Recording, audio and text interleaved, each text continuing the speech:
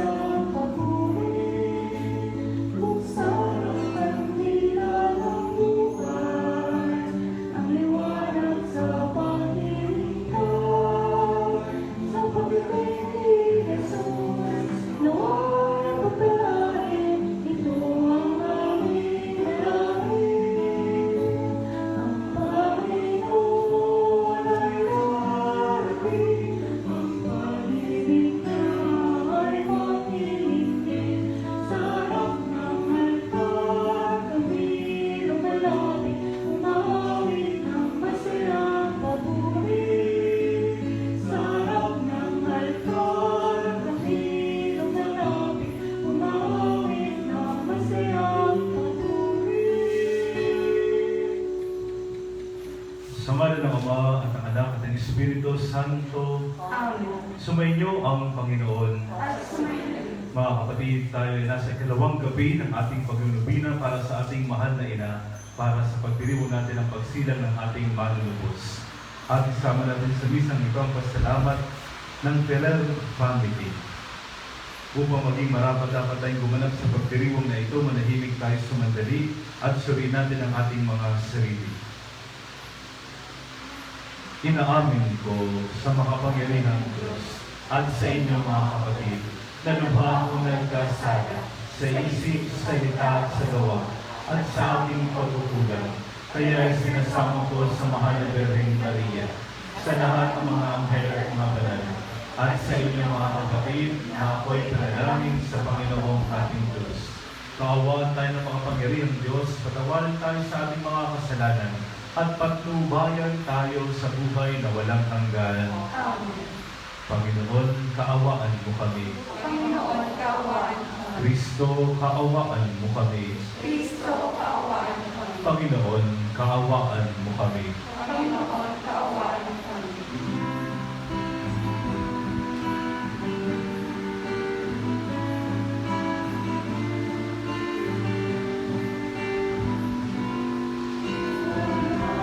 Sa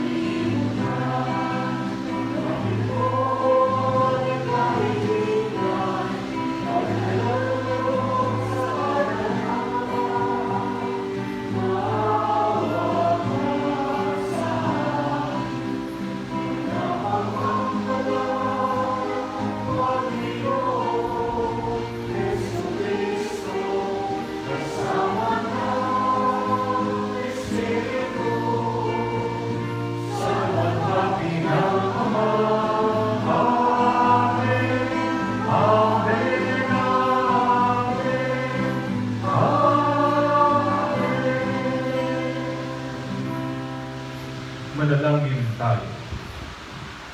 Ama naming makapangyarihan, loobin mong ang darating na Pasko ng pagsilang ng iyong anak ay magdulot ng kagalingan sa pamumuhay sa kasalukuyan at magkaloob ng gantimpalang pagpagpakailanman sa pamagitan niya, kasama ng Espiritu Santo, magpasawalang hanggan. Amen. Magsiupo po at makinig sa pagpapahayag ng salita ng Diyos. Sa unang pagbasa, sa pamamagitan ni Isaías, ipinakita sa atin ng Diyos ang hantungan ng mga taong matuwid at sapat sa kanyang kalooban. Sila'y titipulin niya sa bahay dalanginan kasama ng lahat ng mga bansa. Pagbasa mula sa aklat ni Propeta Isaías. Ako ang Panginoon. Ako lamang ang Diyos at wala nang iba. Ako ang lumikha ng dilim at liwanag. Ako ang nagpapadala ng kaginhawaan at kapahamakan. Ako ang Panginoon ang gumagawa ng lahat ng ito. Padadalhan kita ng sunod-sunod na tagumpay, parang masising patak ng ulan. Dahil dito, maghahari sa daigdig ang kalayaan at katarungan. Ako ang Panginoon ang magsasagawa nito. Ang Panginoon, ang Diyos ang lumikha ng kalangitan. Siya rin ang lumikha ng daigdig. Ginawa niya itong matatag at ito'y mananatili. Ginawa niya itong isang mainam na tirahan. Siya ang may sabing, ako ang Panginoon lamang ang Diyos at wala nang iba pa. Magsanggunian kayo. Sino ang makaugula ng mga bagay na magaganap? Hindi ba akong Panginoon, ang Diyos na nagliligtas sa kanyang bayan? Walang ibang Diyos maliban sa akin. Lumapit kayo sa akin at kayo ay maliligtas. Kayong mga tao sa buong daigdig, walang ibang Diyos maliban sa akin. Ako ay tapat sa aking pangako at di magbabago. At tutuparin ko ang aking mga pangako. Lahat ng tao ay luluhod sa aking harapan at mga ngakong sila'y magtatapat sa akin. Sasabihin nila, tanging nasa Panginoon ang kapangyarihan at pagtatagumpay, at mapapahiya sino mang sa kanya'y lalaban. Ngunit ang lahi ng bansang Israel ay magtatagumpay, matatamo nila ang kadakilaan. Ang salita ng Diyos. Salamat sa Diyos.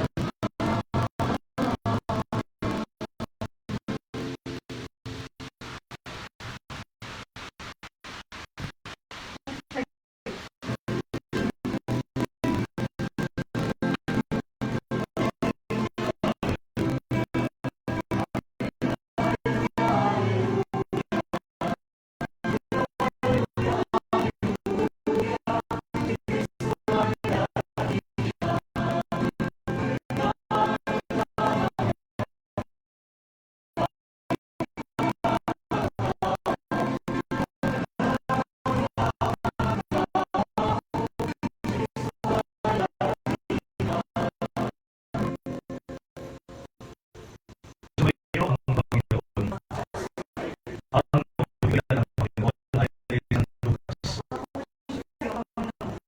Nung matulog yung tao, iba ang gawa sa kanyang matagal na punta sa Panginoon magtanong.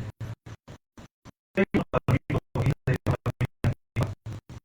Pagdating kay Jesus, ay kanyang sinabi, "Inapalit ko kayo isa at kapag niyo kapag ko mag-iay kami ng iba." Nang makasabi niya, wala niyang marami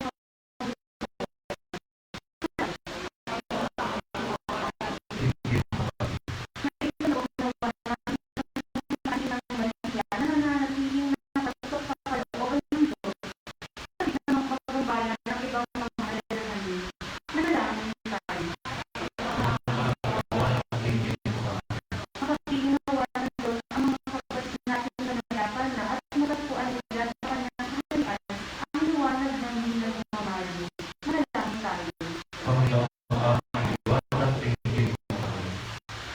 Sa katahimikan, tulad namin sa Diyos, ang ating mga personal na panalangin.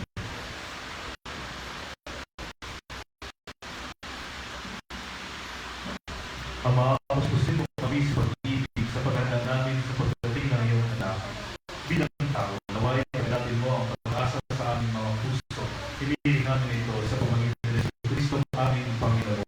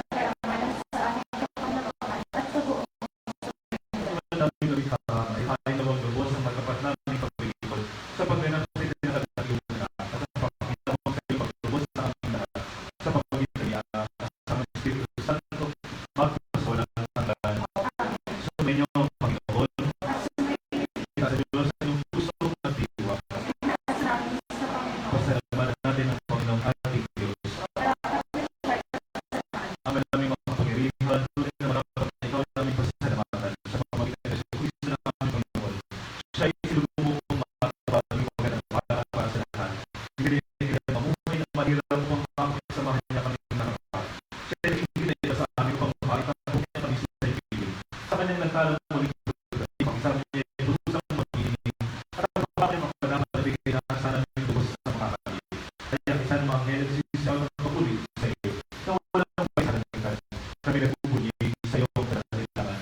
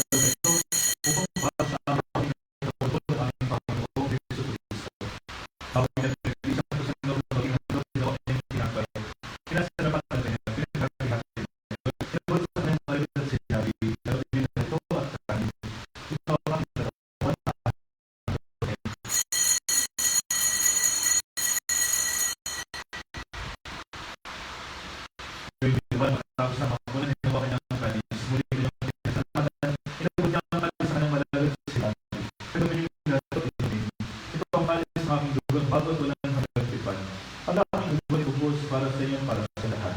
Sa inyo pagkakataon ng pagkakataon, gawin niyo ito sa pag-aala sa akin.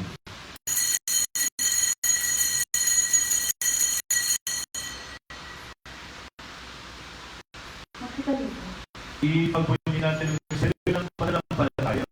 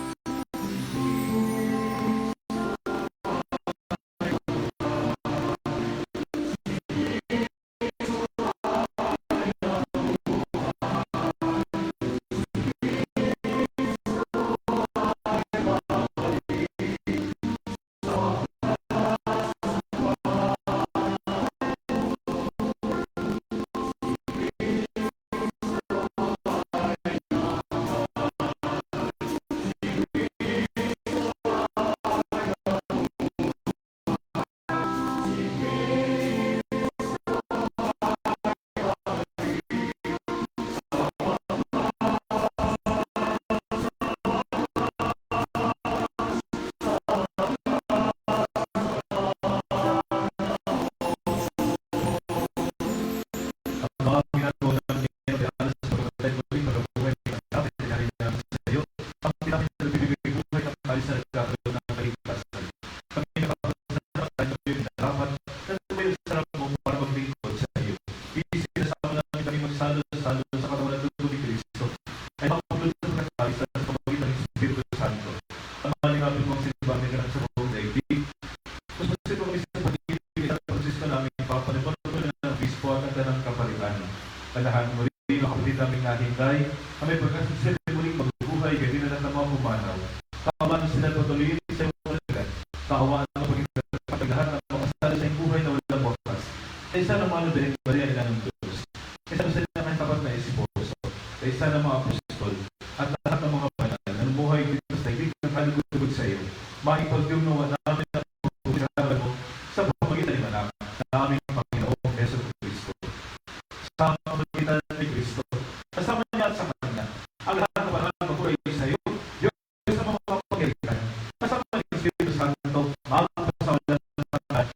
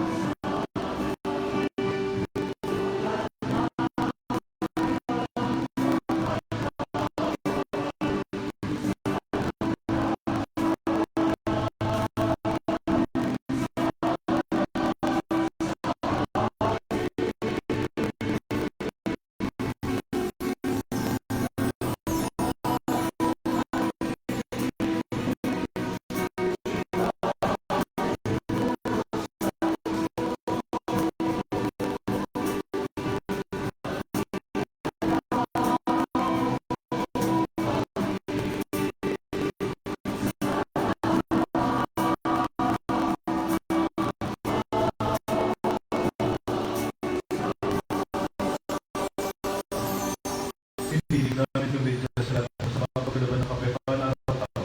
Iligtas sa kasalanan at aliw sa lahat ng kapahamakan. Samantalang aming pinanahal, bigyan natin ang araw ng pagkakapayapaan at pagkakapagligtas namin sa Yesu Cristo.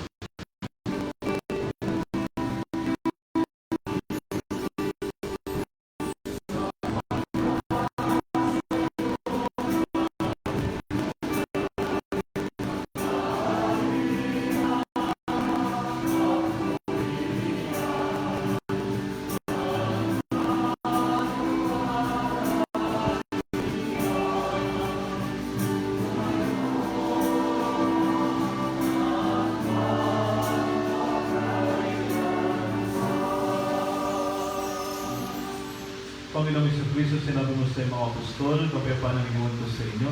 Ang aking kapayapaan ang binibigay ko sa inyo. Tungayin mo ang pananampalataya at huwag ang aming mga pagkakasala. Pagkalaban mo kami ng kapayapaan at pagkakaisa sa iyong kalooban, kasama ng Espiritu Santo, maakto sa walang hanggan. Ang kapayapaan ng Panginoon ay laging sumainyo. Ang kapayapaan sa isa't isa.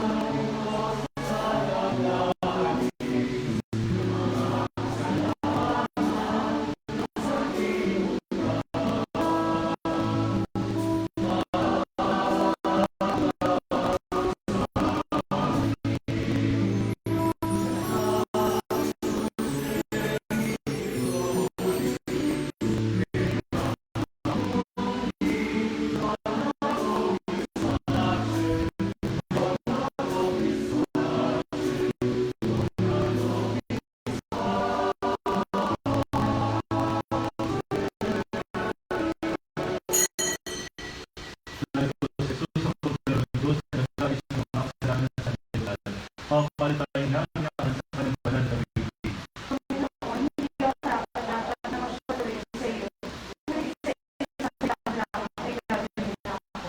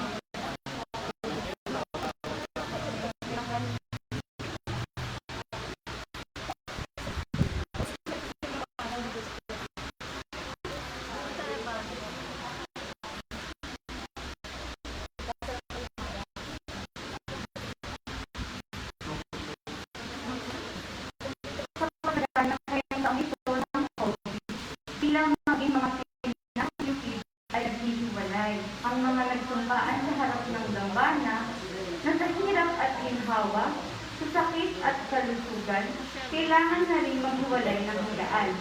Kahit sa loob ng tahanan, distansya ang namamagitan.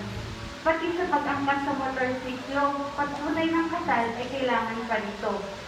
Kaya naman, Panginoon, sa pandemyang kinakaharap namin, huwag niyong tuluyang mamagitan ng distansya sa kanilang mga puso. Hindi man mahaplos o mayakap ang isa't isa, putputin niyo po ng pag-ibig ang mga mag-asawa.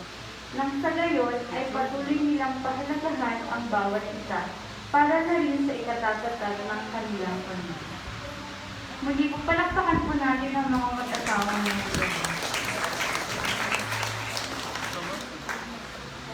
At sa mga kaugnay po ng ating taunang gift giving para po sa mga kapatid natin sa Puspalad, maaari po tayo muling bumunot ng ating maaaring ihandog ngayong Kapaskuhan para sa kanila. Lumapit lamang po. Ngayon po, lalapitan kayo ng mga volunteers para po bumunot po ng pwedeng i-donate para sa ating gift giving. Yun lamang po, maraming salamat.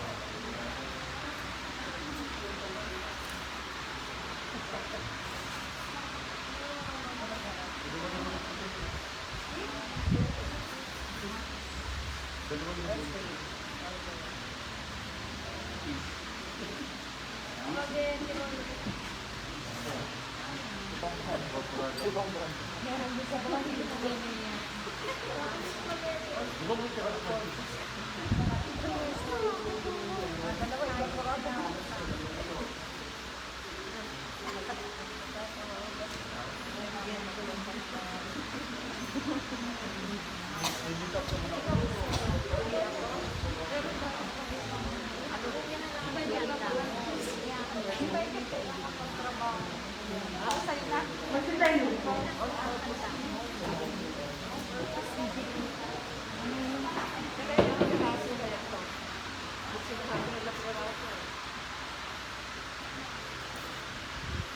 Manalangin tayo.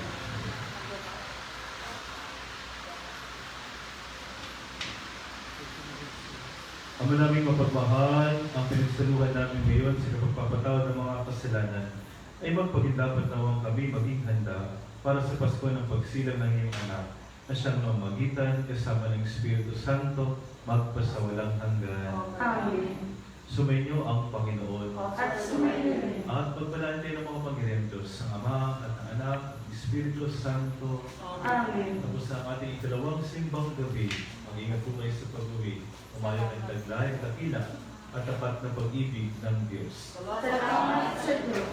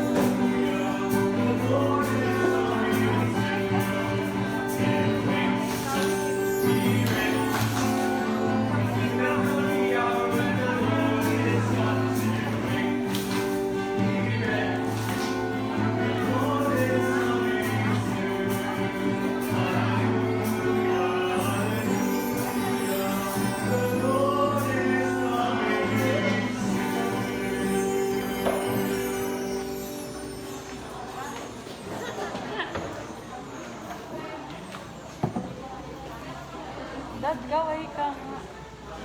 Kaway ka. May nananood. May nananood ka.